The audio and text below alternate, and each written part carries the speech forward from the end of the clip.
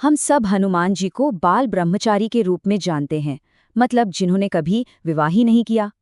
लेकिन अगर मैं कहूं कि उनका एक पुत्र भी था, जी हाँ, उनका अपना सगा पुत्र, तो चलिए आज इसी सबसे बड़े और दिलचस्प रहस्य से पर्दा उठाते हैं। अब मन में सबसे पहला सवाल तो यही उठता है कि भाई ये मुमकिन कैसे हुआ। एक ऐसे देव जिनका अपनी इंद्रियों पर पूरा नियंत्रण था, उनका वंश भला आगे कैसे बढ़ा। बस यही वो पहेली है जो आज की हमारी इस कहानी को इतना अविश्वसनीय और शानदार बनाती है। तो चलिए इस रहस्य की गहराई में उतरते हैं। हम बात कर रहे हैं मकर ध्वज की, यानी कि हनुमान जी के पुत्र की। ये कहानी हमें उस दौर में ले जाती है जहां धर्म, कर्तव्य और चमत्कार सब एक दूसरे में गुंथे हुए थे। इस पूरी कहानी की जो जड़ है वो लंका दहन के समय से जुड़ी है। याद है जब हनुमान जी ने अपनी पूंछ से पूरी सोने की लंका में आग लगा दी थी। उस भयंकर आग की गर्मी से उनका पूरा शरीर मानो तप रहा था। और बस यहीं से कहानी में एक ऐसा चमत्कारी मोड़ आता है जिसकी किसी ने कल्पना भी नहीं की होगी। एक ऐसा चमत्कार जिसने एक ब्रह्मचारी को पिता का दर्जा दिला दिया। ये कोई साधारण जन्म नहीं था, बिल्कुल नहीं, बल्कि इसकी उत्पत्ति हुई थी पवित्र पसीने से। अब देखिए ये हुआ कैसे। उस भयंकर गर्मी की वजह से हनुमान जी के शरीर से पसीने की बस एक बूंद समुद्र में जा गिरी। ठीक उसी पल एक बहुत बड़ी मकर यानी मछली जैसे जीव ने उस बूंद को पी लिया और उस पवित्र बूंद के तेज से वो गर्भवती हो गई। कुछ समय बाद जब पाताल लोक के सैनिकों ने उस मछली को पकड़ा और उसे काटा तो उसके पेट से एक बालक निकला। यही बालक था मकर ध्वज। उसका रूप भी बड़ा अनोखा था, शरीर आधा वानर का और आधा मकर का, जो उसके जन्म की कहानी खुद बयां कर रहा था। और ये तो साफ था कि उसे अपने पिता हनुमान जी से विरासत में बेहिसाब शक्ति और तेज मिला था।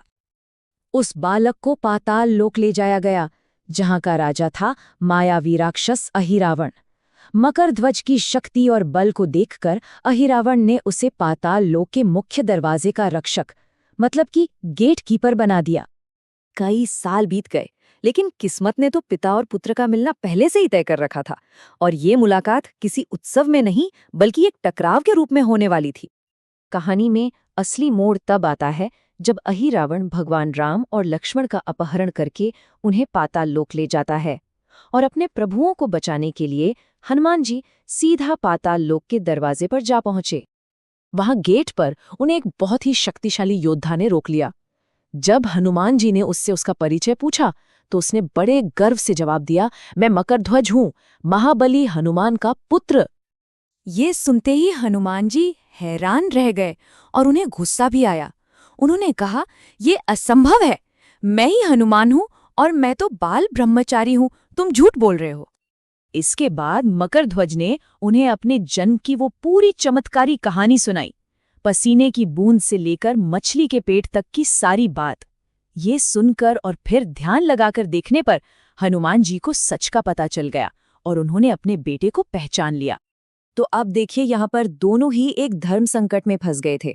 एक तरफ हनुमान जी का धर्म था कि वो अपने प्रभु को बचाएं, जिसके लिए उन्हें अंदर जाना ही था, और दूसरी तरफ मकरध्वज का कर्तव्य था कि वो अपने राजा के प्रति वफादार रहें और किसी को भी दरवाजे के पार न जाने दें, फिर चाहे वो उसके अपने पिता ही क्यों ना हो।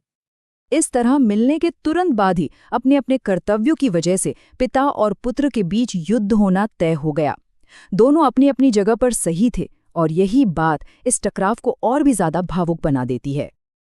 अब कहानी के आखिरी हिस्से की तरफ चलते हैं, जहां इस पूरे संघर्ष का हल निकलता है और मकरध्वज की किस्मत एक नया मोड़ लेती है। अपने धर्म का पालन करने के लिए हनुमान जी को अपने ही बेटे को युद्ध में हराना पड़ा। उसे बांधकर वो पाताल लोक के अंदर गए और दुष्ट अहिरावण का अंत कर दिया। अहिरावण तो मारा गया, लेकिन उसके मरने के बाद पाताल लोक का सिंहासन खाली हो गया था। अब सवाल ये था कि इस अधोलोक पर राज कौन करेगा। जब भगवान राम को मकरध्वज की बहादुरी और अपने कर्तव्य के प्रति उसकी ईमानदारी का पता चला तो वो बहुत खुश हुए और उन्होंने खुद मकरध्वज को पाताल लोक का नया राजा घोषित कर दिया। सोचिए, ये पल हनुमान जी के लिए कितने गर्व का रहा होगा। उनका बेटा, जो अपने कर्तव्य के लिए उनसे ही लड़ गया था, आज अपनी काबिलियत से एक राजा बन गया था। और दोस्तों, ये सिर्फ एक पौराणिक कथा नहीं है। आज भी गुजरात में एक बहुत ही प्रसिद्ध मंदिर है जो हनुमान पुत्र मकरध्वज को समर्पित है, जहां पिता और पुत्र दोनों की पूजा एक साथ होती है। तो ये कहानी हमें कर्तव्य, धर्म और किस्मत के इस अनोखे संगम के बारे में कितना कुछ सिखाती है ना? ये हमें सोचने पर मजबूर करती है कि कैसे मुश्किल हालात में ही असाधारण नायकों का जन्म होता है। अगर आपको ये कहानी अच्छी लगी हो तो ऐसी ही और भी मजेदार और अद्भुत कथाओं के लिए जयनाथ साह चैनल को सब्सक्राइब करना बिल्कुल मत भूलिएगा। इसे लाइक और शेयर करें और कमेंट में जय बजरंगबली जरूर लिखें। धन्यवाद।